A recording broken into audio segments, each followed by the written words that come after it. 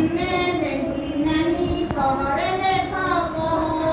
তোদে এতে পানি কুয়াড়ু আসুচি মতে কহ কহিলা বেঙ্গ শুଣୁ ନାନି ନଈ ପୋଖରୀ ପାଣି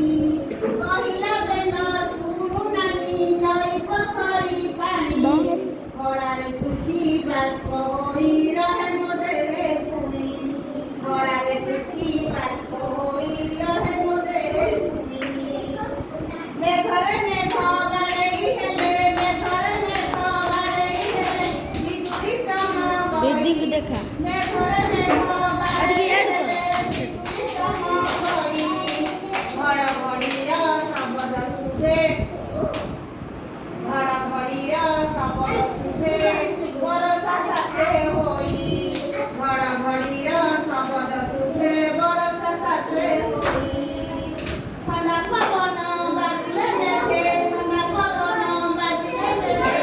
ଥରେ ବରଷା ପାଣି ଥଣ୍ଡା ପବନ ବାଜିଲେ ମେଘେ ଥରେ ବରଷା ପାଣି ଭିଜେଇ ଦିଏ ଗଛ ପତର ପାହାଡ଼ ଆଉ ପୁଣି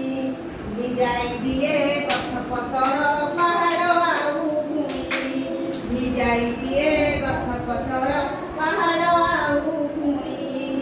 ଭିଜାଇ ଦିଏ ଗଛ ପତର ପାହାଡ଼ ଆଉ ପୁଣି ତ ପାଣି ମାରିଦିଅ ମେଘ କେମିତି ହୁଏ ମେଘ ଆକାଶରୁ ପଡିଲେ ହଁ ଆକାଶରୁ ପଡିଲେ ଯେ କେମିତି ଆକାଶରୁ କେମିତି ଯିବ ବର୍ଷା ତ ତଳେ ମାନେ ଉପରକୁ କେମିତି ଯାଉଛି କେମିତି ଯାଉଛି ଯୋଉ ଆମ ନଈ ପୋଖରୀ କୂଅ ପାଣି ସବୁ ଶୁଖିକି ବାଷ୍ପ ହୋଇ ଆକାଶରେ ମେଘ କୋଉଠି ଆକାଶରେ ମେଘ ଦେଖାଯାଏ ହଁ ବାଷ୍ପ ହୋଇ ଆକାଶକୁ ଯାଏ ଯେତେବେଳେ ଥଣ୍ଡା ପବନ ହୁଏ ହେଲା ମେଘରେ ମେଘ ବାଡ଼େଇ ହେଲେ ଠିଆ ହଉନି ରେ। ପବନ ହବ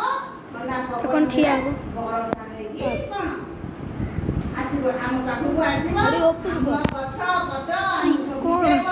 ବର୍ଷା ହେଲେ ଆମେ ଖାଦ୍ୟ ସଇଲା, ଖାଇବା ଏଇ ସେ ଧାନ ଯୋଉ ହବ, ଏଇଟାକୁ ବିରି ବଢାଅ। ହବ, ମୁଗ ହବ ଏଇଟାକୁ ହେଲା ଜାଣିଲ ମେଘ କେମିତି ହୁଏ ଜାଣିଲ ତ ସମସ୍ତେ ଜାଣିଲ ନା ଆମେ ଯାଉଥିଲେ ସେଟା ମୁଁ ତା ଉପରଟା ଏଇଟା ହଁ ମାର ମାର ଦେ ଏଇଟା ବା ତା ଉପର